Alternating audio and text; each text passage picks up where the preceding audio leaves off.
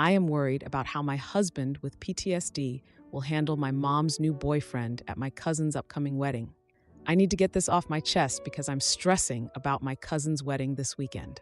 I, female, 32, have been married to Brett, male, 34, for almost 3 years now, together for 5, and he's honestly the most amazing person despite everything he's been through. He served in Afghanistan for 3 tours over 6 years before being medically discharged 4 years ago after getting injured in combat.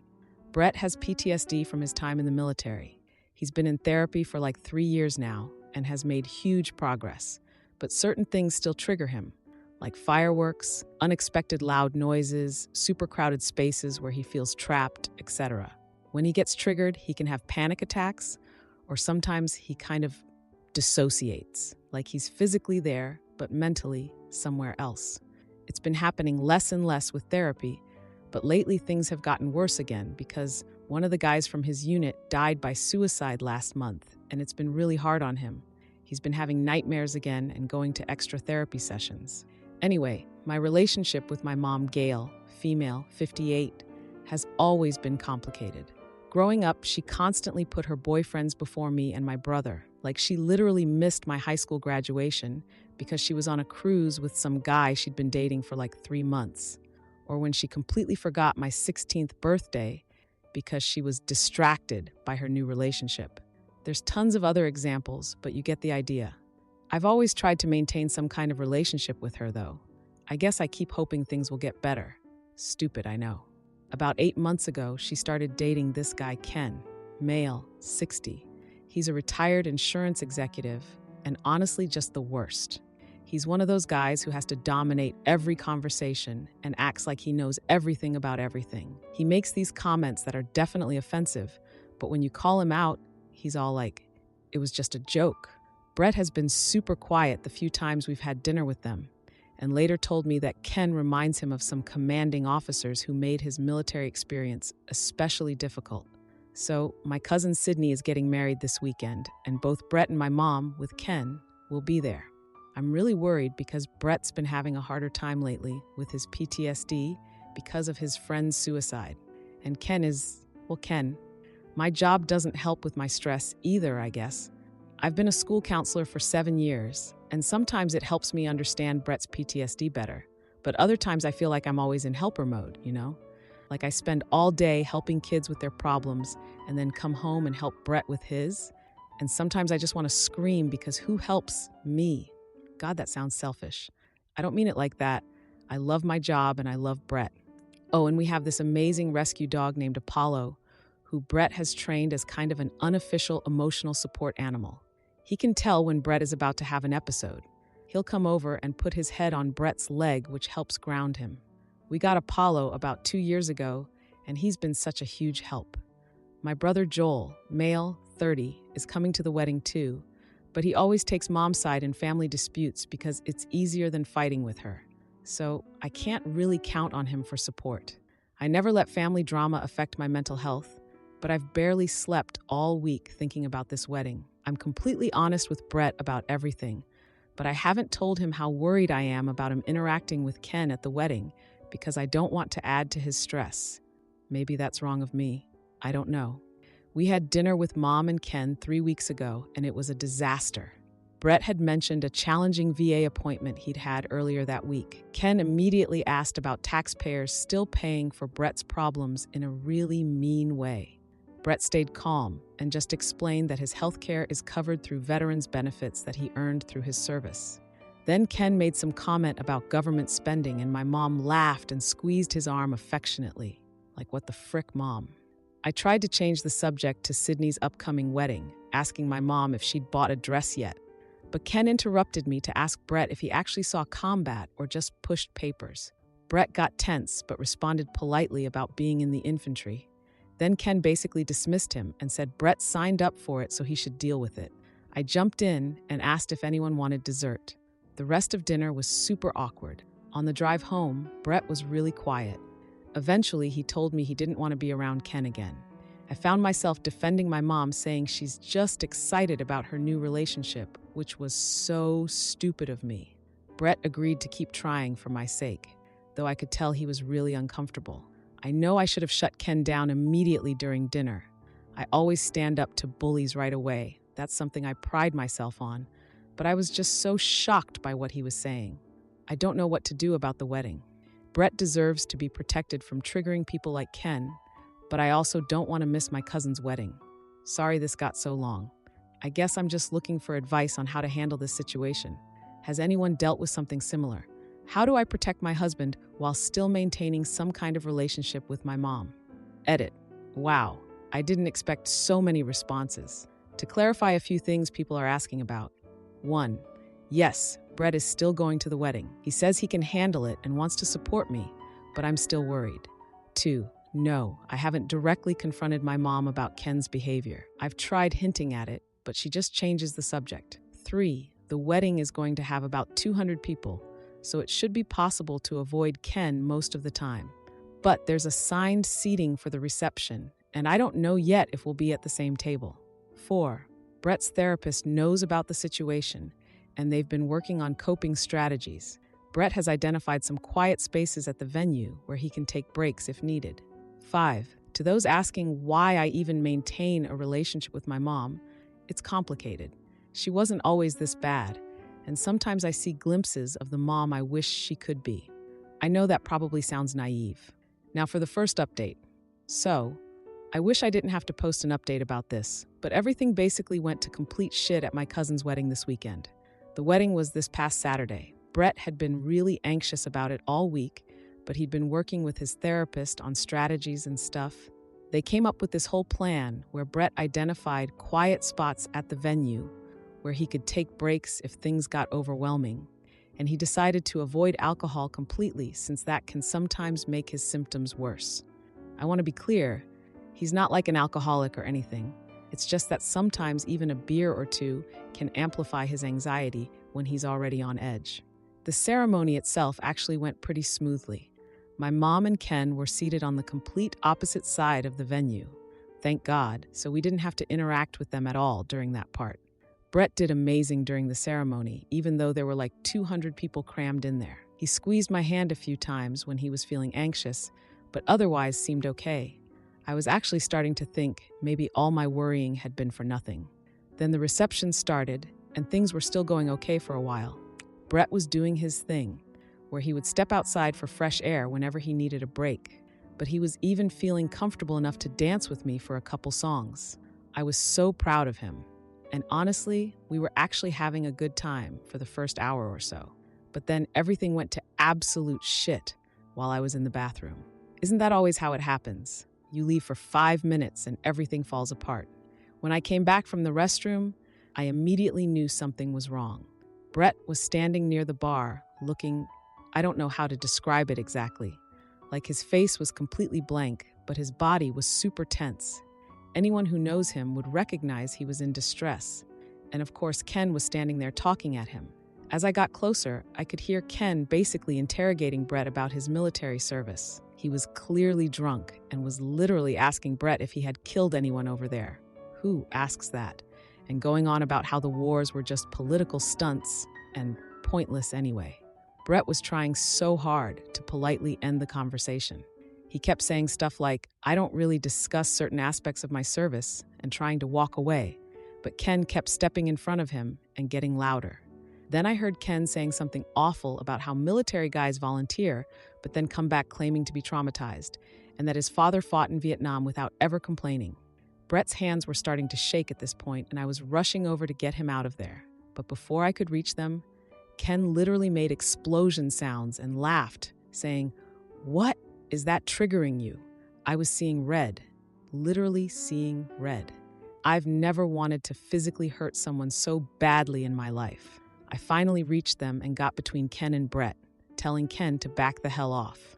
I looked around for my mom because she was standing literally 10 feet away, watching this whole thing. I genuinely thought that maybe she would help, or at least tell Ken to stop being such an asshole. Instead, she grabbed my arm and pulled me aside, telling me that Brett was overreacting and needed to get over it already since Ken was just making conversation and didn't mean anything by it. I couldn't believe what I was hearing. Brett was right there and could hear everything she was saying. Then she had the audacity to dismiss Brett's PTSD as an excuse for attention and suggested he man up because it's been years since he served. I honestly don't even remember what I said to her at that point. I just know I grabbed Brett's hand and got him out of there as fast as I could. By the time we reached the parking lot, he was having a full-blown panic attack. He couldn't catch his breath and kept looking around like he wasn't sure where he was. This was the worst episode I've seen him have in like over a year. I had to help him into the car and just sat with him for almost 45 minutes before he was calm enough for me to drive us home. When we finally got home, Apollo, our dog, immediately knew something was wrong and hasn't left Brett's side since. Brett barely spoke the rest of the night. He just took one of his emergency meds and went to bed. The next few days have been awful. Brett's been having nightmares again and had to schedule an emergency session with his therapist. He's been so quiet and withdrawn. It's like watching months of progress just evaporate. But wait, it gets better. And by better, I mean so much worse. The next day, instead of apologizing or asking how Brett was doing, my mom texted me to accuse US of causing a scene and ruining Sydney's special day with our dramatics. I was furious. I called her to address what happened at the wedding. She immediately expected me to apologize for causing a scene. When I tried to explain how inappropriate Ken's behavior was, she dismissed it, saying Ken was just making conversation and didn't know Brett would be so sensitive. When I told her about Brett's panic attack and how it had set back his therapy progress, she just sighed loudly and said if he couldn't handle teasing after all these years, that was his problem. I reminded her about Brett's military service and PTSD diagnosis, but she said it had been 4 years and he should get over it already, adding that her friend's son served too and was fine. I got emotional, which I hate during arguments because it makes me feel like I'm losing control, and asked how she could be so insensitive about Brett's mental health. She accused me of choosing Brett over my own mother. As usual. As usual. When have I ever chosen anyone over her? She's always been the one choosing boyfriends over me my whole life. When I pointed that out, that she's always chosen boyfriends over her children, she got offended and said that was a terrible thing to say to my mother, and that Ken was right about me being overly dramatic. I asked if Ken was more important than her daughter's marriage and husband's well-being. She ended the call, telling me to call her when I was ready to apologize to both of them. I haven't spoken to her in 2 weeks, but she's been posting these passive-aggressive comments on Facebook about ungrateful children and respecting elders.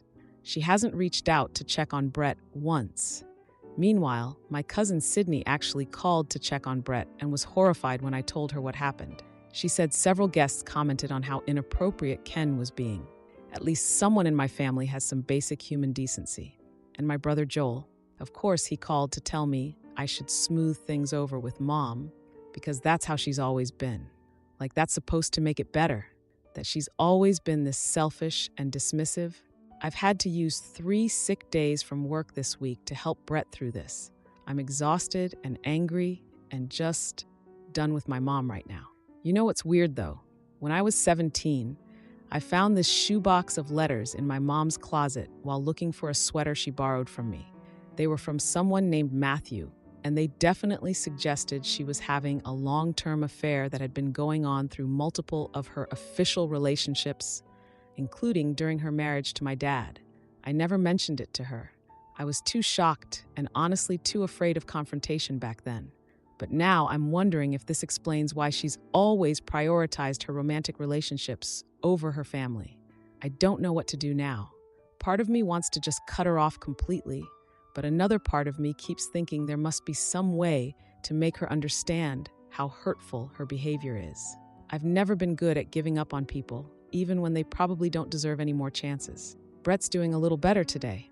His therapist fit him in for 2 emergency sessions this week, and they're trying some new techniques. Apollo has been amazing. He literally follows Brett from room to room and puts his head on Brett's leg whenever Brett starts showing signs of anxiety. Edit. Wow, thanks for all the responses. To address some common questions. 1. No, I haven't confronted my mom about the Matthew letters. I'm honestly not sure if that would help anything right now or just make the situation worse. I've kept that secret for 15 years. What's a little longer, right? 2. Several people have asked if Brett would benefit from an official service dog. Apollo is technically just an emotional support animal that Brett has trained, but we've discussed getting him certified. The issue is the waiting lists for properly trained service dogs are really long and expensive. 3. Yes, I've considered going no contact with my mom. I'm basically already doing that right now. I guess I'm just struggling with making it official because despite everything, she's still my mom. I know that sounds pathetic, but it's complicated. 4. For those suggesting family therapy, LOL. Can you imagine my mom agreeing to that? She doesn't even think there's a problem with her behavior. 5. To everyone saying I should have punched Ken, believe me, I wanted to. But causing an actual physical scene at my cousin's wedding probably wouldn't have helped the situation. Edit 2. A lot of you are saying I should have stood up to Ken sooner or more forcefully. And you're right. I always tell myself I stand up to bullies right away, but I totally froze when I saw what was happening. I guess when it's someone you know and it's such a public setting, it's harder than I thought it would be. I'm still beating myself up about not getting to Brett faster. Now for the second update. I finally confronted her about the secret affair she's been having for decades. Yes, you read that right. It's been about a month since everything went down at my cousin's wedding, and things have somehow gotten even worse, and then kind of better. First, thank you all for the support on my last post. So after that disaster at the wedding, where Ken basically mocked Brett's PTSD and my mom defended him, I was already barely speaking to my mom. But apparently she couldn't handle not being the victim in this situation. So she started this ridiculous campaign trying to get the whole family to take her side. Like, she literally called up all my aunts, my cousins, even my brother Joel, trying to paint herself as this poor innocent mother with an ungrateful daughter and an oversensitive son-in-law. I still can't believe she used the word oversensitive to describe someone with literal diagnosed PTSD from combat. Meanwhile, Brett has been struggling so much since the wedding, like he was doing so well before all this happened. And now he's having nightmares again, and his hypervigilance is through the roof. I've gone with him to a couple therapy sessions. His therapist invited me, and she basically said that maintaining distance from my mom, and especially Ken, would be really beneficial for Brett's recovery. To be clear, Brett has never asked me to cut contact with my mom. That's not the kind of person he is. But I've been limiting communication with her because I can't stand seeing what her behavior has done to him. So anyway, with all this space from my mom, I've been thinking a lot about our relationship throughout my life.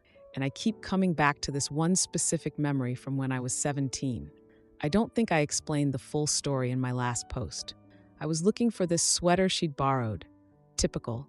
She was always taking my clothes without asking. And I found this shoebox pushed way back on the top shelf of her closet. It was full of letters from someone named Matthew, and not just like a few letters, dozens of them, going back years. I only read a few. I felt kind of guilty snooping, but it was pretty obvious this guy was like a long-term secret boyfriend or something. There were references to meetups during family vacations when she would claim to have migraines and stay behind at the hotel. I specifically remember one letter where he was talking about being jealous of her official boyfriend, who at the time was this guy named Richard she dated for like 3 years. And the dates on these letters, some were from when she was still married to my dad. Like, this wasn't just a fling. This was a whole secret relationship spanning multiple of her official relationships.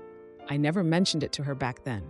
I was just a teenager, and honestly, I was too shocked and scared of confrontation. And over the years, I occasionally wondered about this Matthew guy and if she was still in contact with him, but I never felt like it was my place to bring it up. Looking back, maybe that was stupid of me. So last week, my mom sends this group text to the whole family announcing that Ken had proposed and they're planning a wedding in 6 months. And she couldn't resist adding this little dig at the end saying, hoping certain people can behave appropriately this time. I mean, seriously, after everything that happened. And then, of course, I started getting all these calls from family members congratulating her and subtly, or not so subtly, pressuring me to reconcile before the wedding. Like my Aunt Carol literally said, "You know your mother has always been dramatic. Just apologize so we can all move on." Apologize for what exactly? For not letting Ken publicly humiliate my husband. For expecting my own mother to show a shred of empathy. I was getting more and more resentful because she has never apologized for her comments about Brett's PTSD and continues to prioritize Ken despite how cruel he was. It's like I'm 8 years old again, watching her cancel our plans because her boyfriend wanted to go to a concert. Then my brother Joel tries to arrange this family dinner to make peace, and I specifically told him I wasn't ready to see Ken yet. Guess who shows up? Yep, Mom and Ken. The second I saw them walk in, I wanted to leave, but Brett actually squeezed my hand and whispered that he could handle it. He's literally the strongest person I know, and I don't deserve him. Oh, and I should mention, I talked to my dad Russ, male, 62, on the phone last week, and he revealed some interesting stuff.